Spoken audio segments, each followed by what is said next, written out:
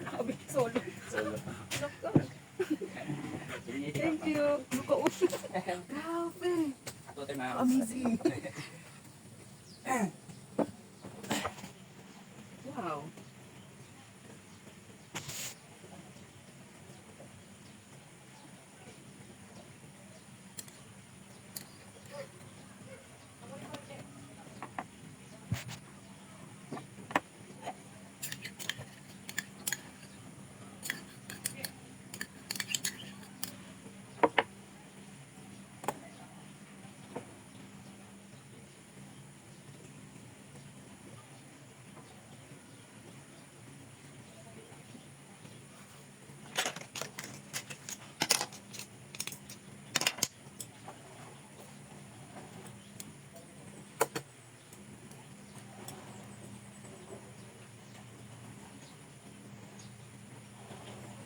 So ayun, pumasok ako sa Gumamela na may pangalan na Gumamela sa cottage. Tapos sabi ko, mag-order ako ng kahit salad. So binigyan naman ako ng waiter and afterwards, mga 15 minutes, dumating at wow, na-shock talaga ako kasi overloaded pala. Ang dami, as in daming lettuce. Parang wow, unlimited. Tas ang sarap pa ng mga nilagay doon, no? Kasi nga mango yung ako in-order ko, mango kani salad. Tapos halos hindi ko mauubos, sabi nung waiter.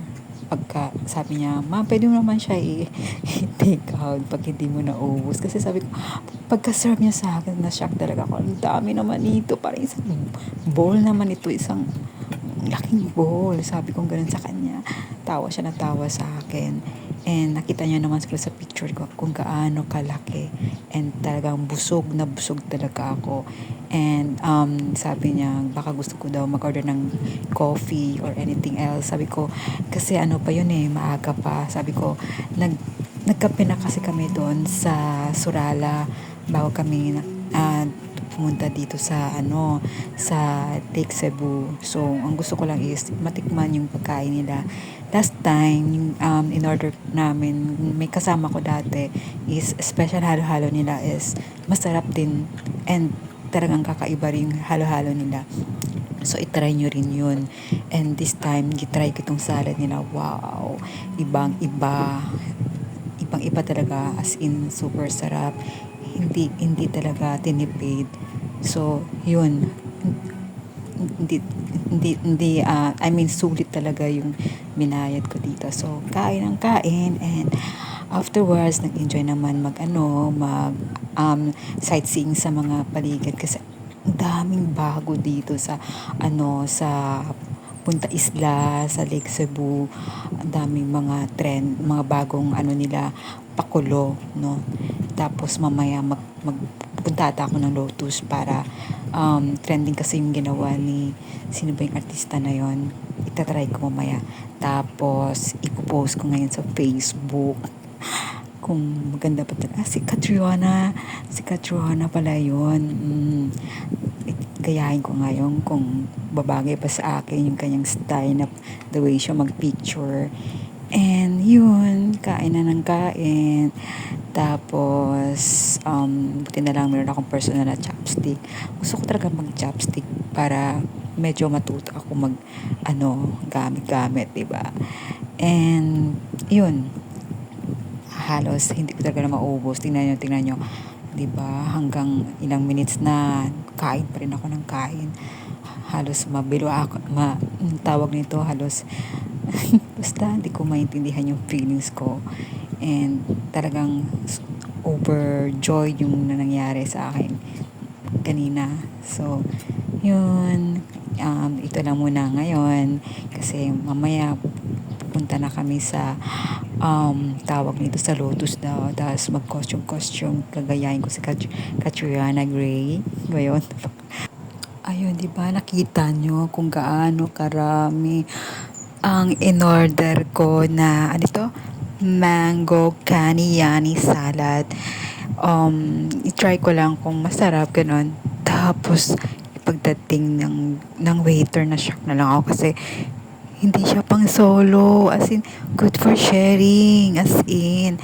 And ang daming lettuce na inailagay, overloaded siya siguro. Siguro dalawang lettuce itong nailagay sa bowl na ito. Sobrang dami. Hindi talaga tinipid. Sulit yung binayad ko talaga, as in. And inalok pa ako ng waiter kung gusto ko daw ba i-partner sa kape. Sabi ko, nagkape na kasi kami sa Sorala bago kami nakarating dito sa Lake Cebu. Sabi ko ganun sa kanya. Or sabi niya, I need drinks. Ako, hindi naman talaga ako mahilig sa mga soft drinks eh.